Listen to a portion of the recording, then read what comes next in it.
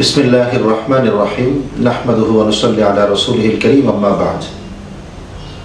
দৈনিক তৃতীয় মাত্রার শুভানুধ্যায়ী শ্রোতা দর্শক সকলকে জানাই আসসালামু আলাইকুম ওয়া রাহমাতুল্লাহ। আমাদের আগামী 28শে জানুয়ারি শবে মেরাজ, পবিত্র শবে মেরাজকে উপলক্ষ করে কিছু কথা আজকে বলবো ইনশাআল্লাহ। মূলত শবে মেরাজ, যেটাকে ইসলাম এবং শরীয়তের পরিভাষায় আমরা ইসরা ও মেরাজ বলে আমরা চিনে থাকি। এই শবে মেরাজ এবং ইসরা কাকে বলে? রাসূল করিম সাল্লাল্লাহু আলাইহি ওয়াসাল্লামের জীবনের যে সমস্ত মুজিজাগুলো ছিল, এই সকল মুজিজাগুলোর অন্যতম একটি হচ্ছে ইসরা এবং মেরাজ। রাসূলুল্লাহ সাল্লাল্লাহু আলাইহি ওয়াসাল্লামের ঊর্ধ্ব জগৎ ভ্রমণের দুটি অংশ আমরা জানি। প্রথমটি আল্লাহ রাব্বুল আলামিন সূরা বনী ইসরাঈল কুরআনুল কারীমের মধ্যে ইরশাদ করেছেন, সুবহানাল্লাযী আসরা বিআবদিহি লাইলাম মিনাল মাসজিদিল হারাম ইলাল মাসজিদিল আকসা আল্লাযী বারাকনা হাওলাহু লিনুরিয়াহু মিন আয়াতিনা ইন্নাহু হুয়াস সামিউল বাসীর। অর্থাৎ রাসূল করিম সাল্লাল্লাহু আলাইহি ওয়াসাল্লাম মক্কার ভূমি থেকে মসজিদুল আকসা ফিলিস্তিনের এই পর্যন্ত তিনি সফর করেছিলেন। হযরত জিবরাইল আমিন আলাইহিস সালাতু ওয়াস সালাম তার সঙ্গী ছিলেন এবং বোরাকে আরোহণ করে তিনি খুব দ্রুত সময়ের মধ্যে রাত্রির প্রথম প্রহরেই তিনি মক্কা থেকে ফিলিস্তিনের মসজিদুল আকসা পর্যন্ত ভ্রমণ করেছেন। এটাকে কুরআনুল কারীমের ভাষায় ইসরা বলা হয়। আল্লাহ রাব্বুল আলামিন বলেছেন, সুমহান পবিত্র ওই সত্তা যিনি তার বান্দাকে রাতের বেলায় মসজিদুল হারাম থেকে মসজিদুল আকসা পর্যন্ত তিনি সফর করিয়েছেন। ইসরা শব্দের অর্থ রাত্রির প্রথম প্রহরে ভ্রমণ করানো। তো সুতরাং রাসূলুল্লাহ সাল্লাল্লাহু আলাইহি ওয়াসাল্লামের প্রথম সফর ছিল মক্কা থেকে শুরু করে মসজিদুল আকসা পর্যন্ত। এবং বিশুদ্ধ রিওয়ায়াত সহিহুল বুখারীর মধ্যে এসেছে রাসূলুল্লাহ সাল্লাল্লাহু আলাইহি ওয়াসাল্লাম রাতের বেলায় হাতেমে অবস্থান করছিলেন। বিভিন্ন রিওয়ায়াতে এসেছেন রাসূলুল্লাহ সাল্লাল্লাহু আলাইহি ওয়াসাল্লাম রাতের বেলায় উম্মে হানির ঘরে অবস্থান করছিলেন।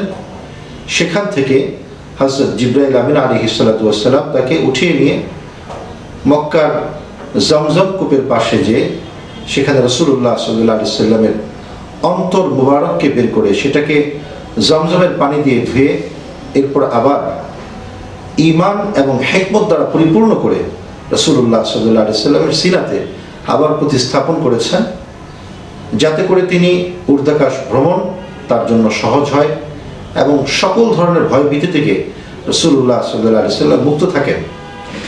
এরপর বোরাক নামক আরোহী, যেটা রাসূলুল্লাহ সাল্লাল্লাহু আলাইহি ওয়াসাল্লাম হাদিসের মধ্যে বলেছেন, যা গাধার চাইতে বড় এবং খচ্চরের চাইতে ছোট, এই আল্লাহ রাব্বুল আলামিনের এই মাখলুক বোরাক নামক এই আরোহীতে রাসূলুল্লাহ সাল্লাল্লাহু আলাইহি ওয়াসাল্লাম আরোহণ করে চড়ে মক্কার জমিন থেকে রাত্রির প্রথম প্রহরে খুব দ্রুত সময়ের মধ্যে তিনি ফিলিস্তিনের মসজিদুল আকসা, মুসলমানদের প্রথম কিবলা পর্যন্ত পৌঁছে যান। এবং সেখানে যাওয়ার পর হযরত জিবরাইল আলাইহিস সালাতু ওয়াস সালাম রাসূলুল্লাহ সাল্লাল্লাহু আলাইহি ওয়াসাল্লামের ওই বোরাকটি মসজিদুল আকসা, যেখানে পূর্বের যুগের সকল নবীদের বাহনকে বাঁধা হতো, সেখানে বেঁধে রাসূলুল্লাহ সাল্লাল্লাহু আলাইহি ওয়াসাল্লামকে নিয়ে চলে যান মসজিদুল আকসায়। সেখানে পূর্বের সমস্ত নবীদের সারিবদ্ধ করে দাঁড়িয়ে রাসূলুল্লাহ সাল্লাল্লাহু আলাইহি ওয়াসাল্লাম 2 রাকাত নামাজের ইমামতি করেন। এরপর হযরত জিবরাইল আলাইহিস সালাতু ওয়াস সালাম রাসূলুল্লাহ সাল্লাল্লাহু আলাইহি ওয়াসাল্লামকে নিয়ে একেবারে আকাশ ভ্রমণ শুরু করেন। প্রথম আসমান থেকে শুরু করে সপ্তাকাশ পর্যন্ত বিভিন্ন নবীদের সাথে রাসূলুল্লাহ সাল্লাল্লাহু আলাইহি ওয়াসাল্লাম সাক্ষাৎ শেষে সিদরাতুল মুনতাহা পর্যন্ত পৌঁছে যান। এবং যেখানে পৌঁছার পর আল্লাহ রাব্বুল আলামিন রাসূলুল্লাহ সাল্লাল্লাহু আলাইহি ওয়াসাল্লামকে নামাজের মতন গুরুত্বপূর্ণ বিধান রাসূলুল্লাহ সাল্লাল্লাহু আলাইহি ওয়াসাল্লামের মাধ্যমে উম্মতের উপরে ফরজ করেন। এবং রাসূলুল্লাহ সাল্লাল্লাহু আলাইহি ওয়াসাল্লামের উপর প্রাথমিক পর্যায়ে 50 ওয়াক্ত নামাজ ফরজ করা হয়।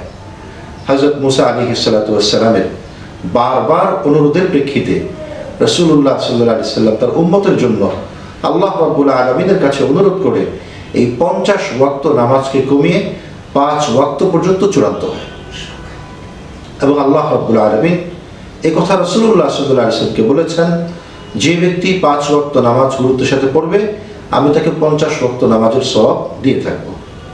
সুতরাং মূলত রাসূলুল্লাহ সাল্লাল্লাহু আলাইহি ওয়াসাল্লামের এই ঊর্ধ্বাকাশ ভ্রমণ, যেটাকে আমরা মেরাজ বলি, এই মেরাজ মূলত আল্লাহ রাব্বুল আলামিনের পক্ষ থেকে রাসূলুল্লাহ সাল্লাল্লাহু আলাইহি ওয়াসাল্লামের কঠিন এক সময়ের মধ্যে, অর্থাৎ হিজরতের পূর্ব সময়ে যখন হযরত খাদিজাতুল কুবরা রাদিয়াল্লাহু তাআলা ইন্তেকাল করেছেন, আবি তালিব যিনি রাসূলুল্লাহ সাল্লাল্লাহু আলাইহি ওয়াসাল্লামের চাচা ছিলেন, রাসূলের আশ্রয়দাতা ছিলেন, তিনি ইন্তেকাল করেছেন এবং তায়েফে রাসূলুল্লাহ সাল্লাল্লাহু আলাইহি ওয়াসাল্লাম কঠিন কষ্ট ভোগ করেছেন। সব কিছু সান্ত্বনা হিসাবে আল্লাহ রাব্বুল আলামিন রাসূলুল্লাহ সাল্লাল্লাহু আলাইহি ওয়াসাল্লামকে ঊর্ধ্বাকাশ ভ্রমণ করিয়ে নামাজের মতন গুরুত্বপূর্ণ বিধান দিয়েছেন এবং রাসূলুল্লাহ সাল্লাল্লাহু আলাইহি ওয়াসাল্লামের মর্যাদা বৃদ্ধি করেছেন এবং রাসূলকে সান্ত্বনা দিয়েছেন। এবং রাসূলুল্লাহ সাল্লাল্লাহু আলাইহি ওয়াসাল্লামের এই ভ্রমণের মাধ্যমে কোরআন এবং সুন্নাহ রাসূলুল্লাহ সাল্লাল্লাহু আলাইহি ওয়াসাল্লামের বিশুদ্ধতম রিওয়ায়াতের মাধ্যমে সমগ্র উম্মতের উপরে এই মেরাজ মানুষের বিশ্বাস, মানুষের আস্থা এবং মানুষের মৌলিক আকীদার অন্তর্ভুক্ত হয়ে এটা মুসলমানদের জন্য একটি গুরুত্বপূর্ণ ঈমানের অংশ হিসাবে নির্ধারিত হয়েছে। সুতরাং প্রতিটি মানুষের জন্য রাসূলুল্লাহ সাল্লাল্লাহু আলাইহি ওয়াসাল্লামের এই মেরাজ সম্পর্কে পূর্ণ বিশ্বাস স্থাপন করা এটা মানুষের জন্য জরুরি। যেভাবে রাসূলুল্লাহ সাল্লাল্লাহু আলাইহি ওয়াসাল্লাম আধ্যাত্মিকভাবে ঊর্ধ্বজগৎ ভ্রমণ করেছেন, আল্লাহ রাব্বুল আলামিন বলেছেন মা কাযাবাল ফুআদু মা রাআ, সূরাতুন নাজমের মধ্যে বলেছেন যে আমার নবী যা দেখেছেন তার সম্পর্কে মোটেও মিথ্যা বলেননি, রাসূল যা বলেছেন সত্য বলেছেন। সুতরাং মেরাজের এই শিক্ষা আমাদের প্রত্যেকের জন্য এটাই। রাসূলুল্লাহ সাল্লাল্লাহু আলাইহি ওয়াসাল্লাম আমাদের অত্যন্ত মহিমান্বিত সম্মানিত একজন নবী। আল্লাহ রাব্বুল আলামিন এই মেরাজের মাধ্যমে রাসূলের সম্মানকে বৃদ্ধি করেছেন এবং রাসূলুল্লাহ সাল্লাল্লাহু আলাইহি ওয়াসাল্লামের মাধ্যমে উম্মতের সম্মানকেও আল্লাহ রাব্বুল আলামিন অনেক উন্নীত করেছেন, বৃদ্ধি করেছেন।